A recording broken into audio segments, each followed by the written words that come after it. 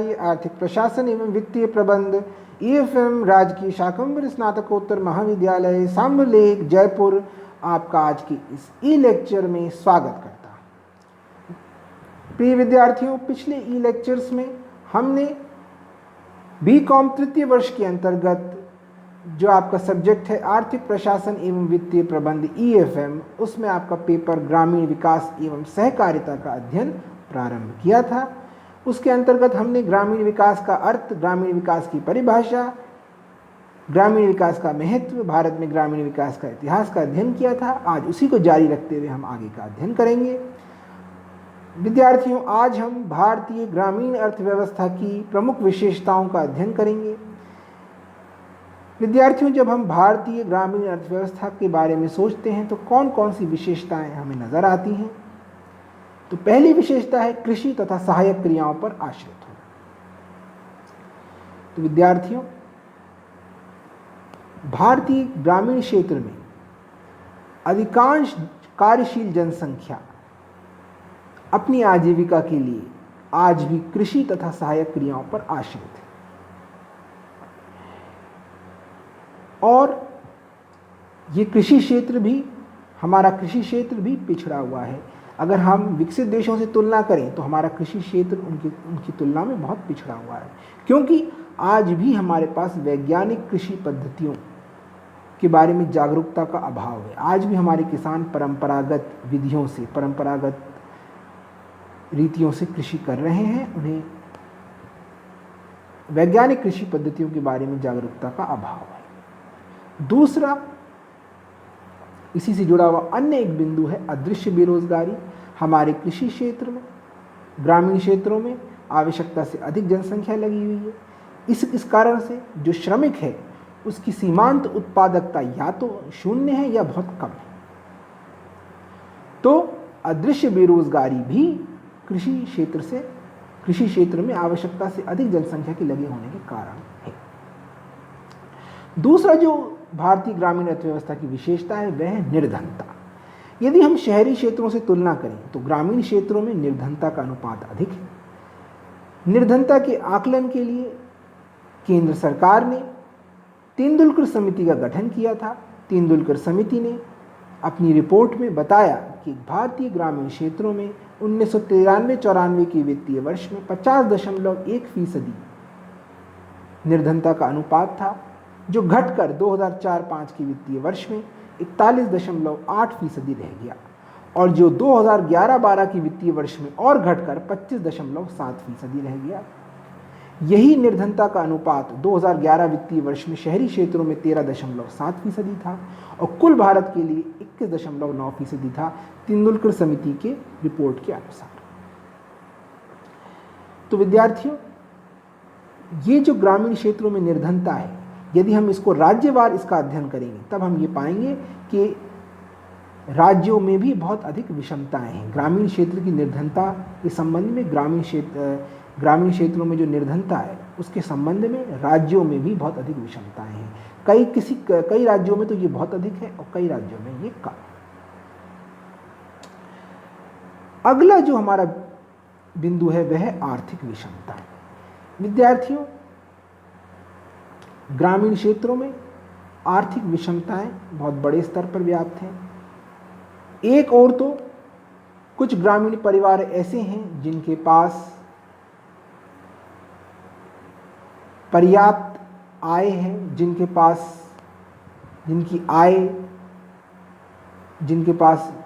भूमि, अत्यधिक भूमि है, जिनके पास आय के साधन पर्याप्त हैं,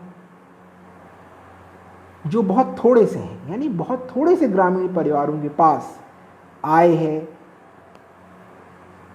उनके पास भूमि है और कई अधिकतर जो ग्रामीण परिवार हैं उनके पास वे या तो भूमिहीन हैं या उनके पास आय के साधन बहुत कम हैं।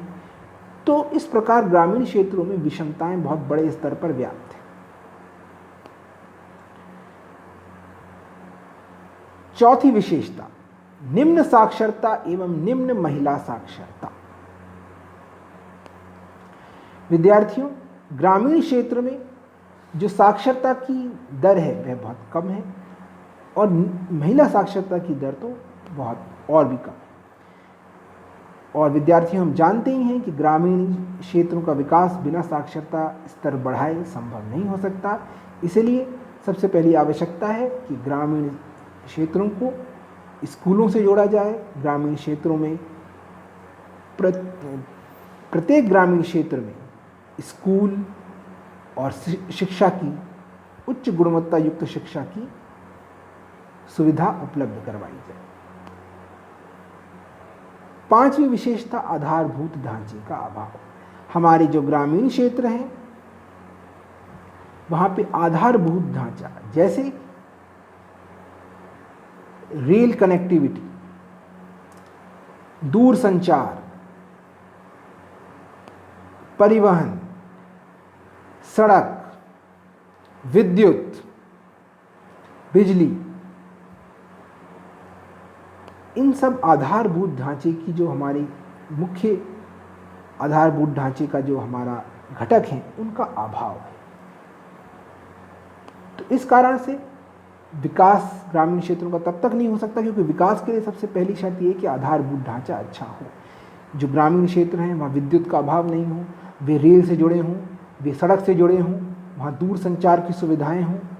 लेकिन आज भी कई ग्रामीण क्षेत्र इनसे वंचित हैं या उनके पास ये सुविधाएं गुणवत्ता युक्त नहीं हैं। तो ये एक भारतीय ग्रामीण अर्थव्यवस्था की विशेषता हुई। छठी विशेषता है ऋणग्रस्तता। आज भी कई किसान ऋणग्रस्तता के जाल में फंसे हुए हैं क्योंकि उन्हें संस्थागत ऋण, संस्थागत वित्त उपलब्ध नहीं है। यद्यपि सरकार ने इस संबंध में कई योजनाओं का निर्माण किया। सरकार ने प्रधानमंत्री जन धन योजना इत्यादि योजनाओं का इसके लिए निर्माण किया, किंतु आज भी कई किसान ऋणग्रस्त हैं और इसके लिए हमें गांव तक संस्थागत वित्त, संस्थागत ऋण पहुंचाना होगा। सातवीं विशेषता निम्न उत्पादकता। हमारे देश में प्रति एकड़ उत्पादकता विकसित देशों की तुलना में बहुत कम है। दूसरा, किसानों की अशिक्षा, उच्च तकनीक के अभाव एवं वित्त की कमी के कारणों से ग्रामीण क्षेत्रों में उत्पादकता का स्तर नीचा है। ग्रामीण क्षेत्रों में श्रमिकों की उत्पादकता भी बहुत नीची है, बहुत कम है।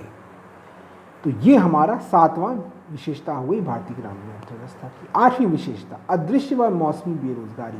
अदृश्य बेरोजगारी के बारे में जैसे पहले आपको बताया कि आवश्यकता से अधिक लोग कृषि क्षेत्र में लगे हुए हैं, कृषि तथा सहायक क्रियाओं पर। इस कारण से श्रमिक की जो सीमांत उत्पादकता है वह या तो शून्य या बहुत कम रह गई है। मौसमी बेरोजगारी का अर्थ यह है कि किसी श्रमिक को केवल किसी विशेष मौसम में ही कार्य मिलता है, रोजगार मिलता है, बाकी समय वह शांति खाली बैठा रहता है। तो मौसमी बेरोजगारी व अदृश्य बेरोजगारी बहुत बड़ी मात्रा में ग्रामीण अर्थव्यवस्था में पाई जाती है ग्रामीण क्षेत्रों में। नवी विशेषता है जनसंख्या में तीव्र वृद्धि। ग्रामीण क्षेत्रों में जनसंख्या में तीव्र वृद्धि भी हो रही है क्योंकि ग्रामीण क्षेत्रों में अधिकांश व्यक्ति परिवार नियोजन को नहीं अपनाते हैं। इस कारण से जनसंख्या में बहुत तीव्र वृद्धि हो रही है। जो हमारे संसाधन हैं उन पे उसके कारण से दबाव बढ़ रहा है। 10वीं विशेषता है शहरों की ओर पलायन। हमारे ग्रामीण क्षेत्र में काफ़ी लोगों को जो रोजगार गांवों में नहीं मिलता है तो वे शहरी क्षेत्रों में जाते हैं। तो शहरी क्षेत्रों की ओर पलायन होने से शहरी क्षेत्रों में आधारभूत ढांचे पर बहुत दबाव आ जाता है, जैसे आवास, पर्यावरण, पेयजल, ये अनेक समस्याएं इस कारण से शहरी क्षेत्रों में आती हैं। 11वीं विशेषता अनुत्पादक कार्यों पर व्यय। हमारे ग्रामीण क्षेत्रों में आज भी मृत्यु भोज, मुंडन, श्राद्ध, विवाह इत्यादि समारोह पर अनाप शनाप व्यय होता रहता है। इस कारण से ये जो व्यय होता है वो उत्पादक नहीं होता है। इस कारण से वे साहूकारों से किसान जो ग्रामीण क्षेत्र के लोग हैं वे ऋण लेते हैं और इस कारण से वे ऋणग्रस्तता में भी कभी कभार फंस जाते हैं। क्यों? क्योंकि हमारा जो वे अनुत्पादक कार्यों पर व्यय करते हैं।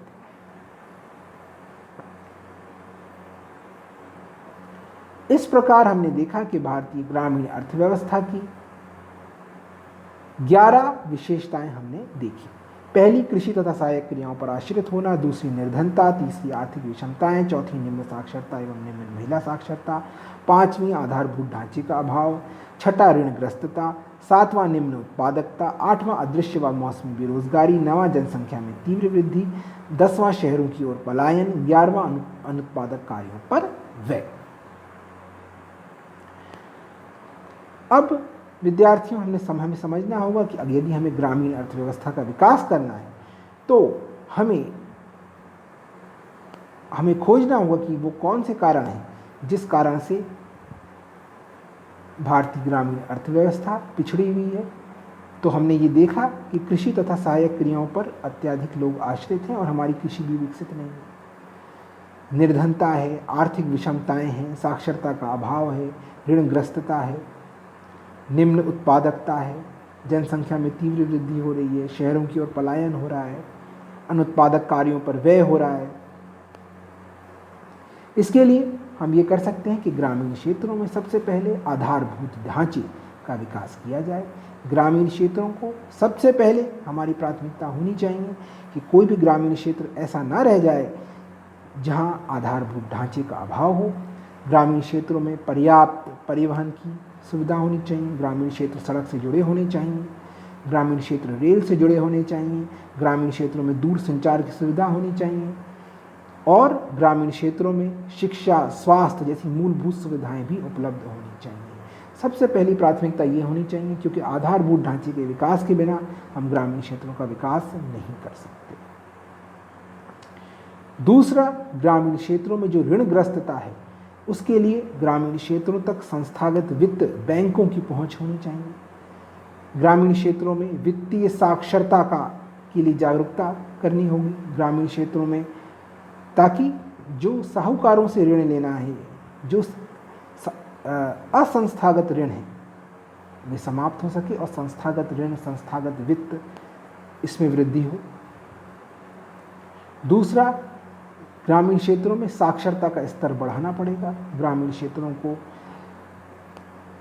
क्षेत्रों में उच्च स्तर की विद्यालय स्थापित करने होंगे। ग्रामीण क्षेत्र में विशेषकर महिला साक्षरता को प्रोत्साहन देना होगा, जिससे ग्रामीण क्षेत्रों का विकास संभव हो पाए। दूसरा, ग्रामीण क्षेत्रों में अनुत्पादक कार्यों पर जो व्यय होता है उसके प्रति जागरूकता फैलानी होगी, ताकि अनुत्पादक कार्यों पर व्यय बंद हो। कृषि क्षेत्र के विकास के लिए वैज्ञानिक कृषि पद्धतियों के प्रति किसानों में जागरूकता फैलानी होगी और जनसंख्या में तीव्र वृद्धि को रोकने के लिए हमें परिवार नियोजन के प्रति भी जागरूकता ग्रामीण क्षेत्रों में फैलानी पड़ी।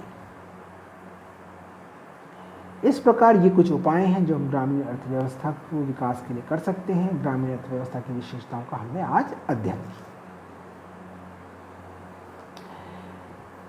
कई और कारण भी हैं जिससे ग्रामीण क्षेत्र पिछड़े हुए हैं। ग्रामीण क्षेत्रों में हम देखते हैं बाल विवाह की समस्या है, ये सामाजिक समस्याएं हैं। अंधविश्वास, बाल विवाह, इनको सुधारने के लिए सबसे पहले ग्रामीण क्षेत्रों में साक्षरता का प्रसार करना आवश्यक है। जब ग्रामीण क्षेत्रों में साक्षरता में वृद्धि होगी तब अपने आप ये बाल विवाह, अंधविश्वास जैसी बुराइयों का समापन हो पाएगा, अनुत्पादक कार्यों पर व्यय रुक पाएगा। दूसरा, हमें ग्रामीण क्षेत्रों से शहरों की ओर पलायन रोकना होगा। विद्यार्थियों, आज के ई लेक्चर में हमने ग्रामीण विकास एवं सहकारिता के अंतर्गत भारतीय ग्रामीण अर्थव्यवस्था की विशेषताओं का अध्ययन किया। हमने अध्ययन किया कि हम क्या कर सकते हैं ताकि ग्रामीण क्षेत्र का विकास संभव हो पाए। आज की लेक्चर में इतना ही। बहुत बहुत धन्यवाद।